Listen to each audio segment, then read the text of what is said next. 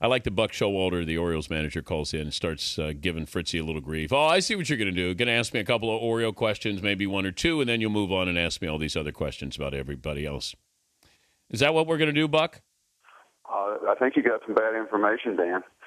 No, what used to happen, at ESPN, you'd have those meetings, early in the season when a team's hot, we need to really do something on these guys because they may not be a story later on in the year. You've been in those meetings, Dan. Yes, I have. But are the Orioles here for the long haul? I don't know, Dan. I hope so. It's all, it's like the agent says, it's not about the money, it's about the money. It's about the pitching. It's no secret why Tampa competes. They defend like heck. They know who they are, and their starting pitching takes them deep in the game, which allows you to set up a bullpen every year because you got less outs to get, and Joe can put people in a position that they have the ability to handle. And if we go deep in the games with our starters, we'll be competitive. It's not a real complicated thing, and that's what we've done early in the season with some exceptions. And if that continues, we'll be competitive. Working at ESPN and being a part of the media, how did that help you? How does that help you in dealing with the media? Change anything in how you deal with the media now? Well, I think it's helped. I think it just kind of verified some feelings, some thoughts that I had. I think you are sympathetic to their needs more and realize that there's nothing personal about it. Everybody's got a job to do, and you try to take time and you count to five sometimes and answer the same question again. But I think that's what's so different about our sport than basketball and football. We play every day, and I meet with the media a minimum of 2 times a day, and you get to know them, and it's about relationships. And it's part of the job description to serve your players and organizations, and the most important thing, probably the fans. It's part of something you have to try to be good at. But you know angles maybe a little better, knowing what at the mothership what they were trying to get out of an interview, and then here you are now the subject of the interview. Can you see those questions, those fastballs coming towards your head now? Oh, I still miss a few. Believe me, every once in a while they throw a change up, and I'm looking fastball, and I get a curveball. But it's not personal, Dan. It's the world we live in. There's no such thing as a secret. And we'll call a guy from our AAA club in Norfolk, and I'll get asked about it 2 minutes after we made the phone call because it's just part of it. And instead of fighting it, you just flow with it and realize the most important thing is the players and the game and the relationships you have with them. So you try to think about the weight your words carry and how they reflect on your team and the fans that care so much about your city. He's Buck Showalter, the Orioles manager, joining us, Dan Patrick Show. Just got your 1,000th victory. I'm getting real close to 1,000 losses, Dan. Yeah, I know. I remember every one of them. My wife says that I can remember pitch sequence from 1990, but I can't remember where the keys are. I got it. What's the one loss that if I said out of all of them that just stands out and you've played it over, managed it a few times? Last night, Dan. That's it? Oh, come on. No, right now last night, but then I guess, probably Game 5 in the playoffs in Seattle. You hash all those back and forth, but, it's always things that sit in your craw, and you get about 5 minutes to relish a good win as you're walking up the runway, and the world we live in, you're thinking about how to keep that feeling. I've been fortunate enough to manage a team that won 100 games, and there were times in the season you felt like you might not win another game. And I've been on expansion teams that lost 90-plus games, and there were periods of the season that you thought you really had it going on, and you may not lose another game. And you got to keep reality in check so you understand the ebb and flow of a season. That's what I like about our team right now, Dan. Our guys really have a grip on reality with all the drama that goes on. Anytime you play the Yankees, there's a lot of drama involved, and that's I think they have a grip on it. I'm real proud of them. What job do you think would eat you up more if you look at managerial job? What do you think is the toughest managerial job in baseball? Probably managing in AAA, believe it or not. Not to go away from the major leagues, but I think one of the toughest jobs in our sport is AAA because everybody's unhappy there. You got guys on their way back. You got guys going down. You got guys that think they should be up.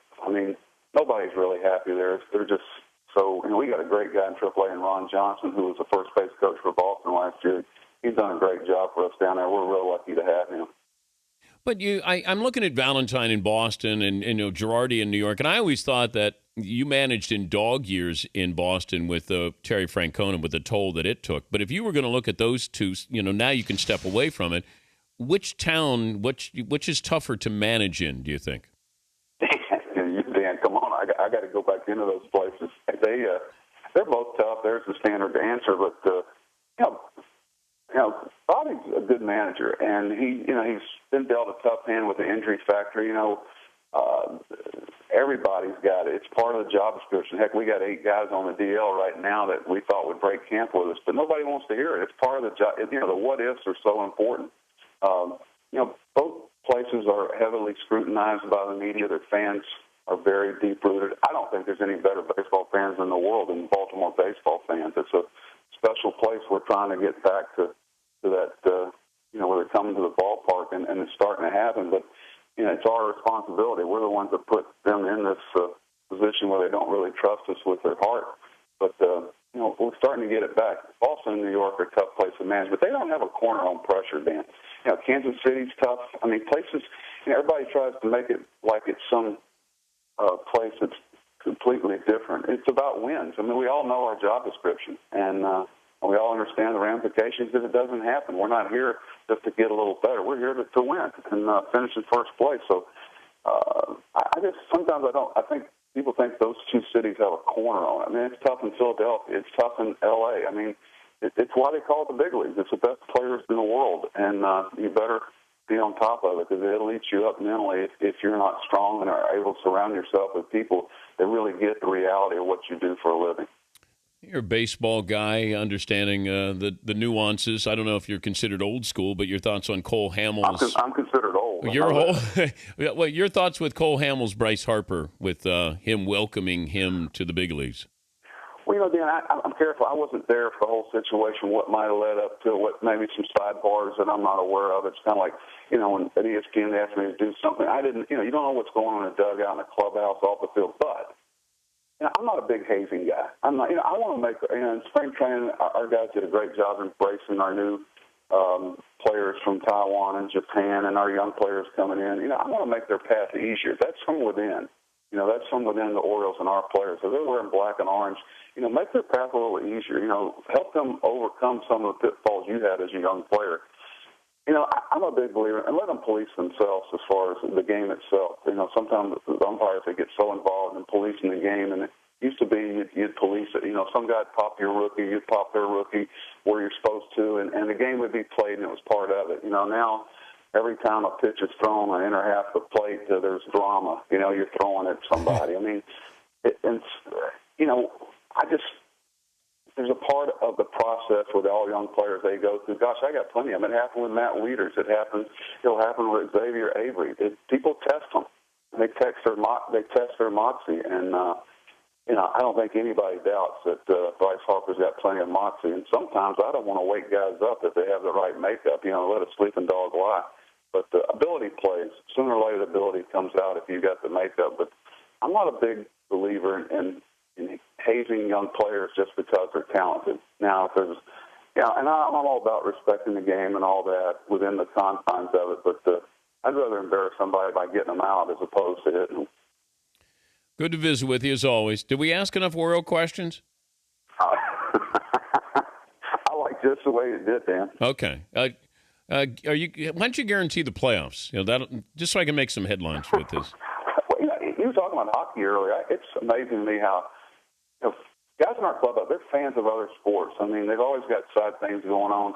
We'll get through with a 2-1 game that was just a great game. The first topic when I walk in is how'd the Rangers do? How'd the Capitals do? I mean, that's the difference in our season. You play every day, and you better keep a grip on how the world's spinning. And our guys are fans of sports, and it's fun to watch. But gosh, it's an honor to be a part of it. I wake up every day and go, really?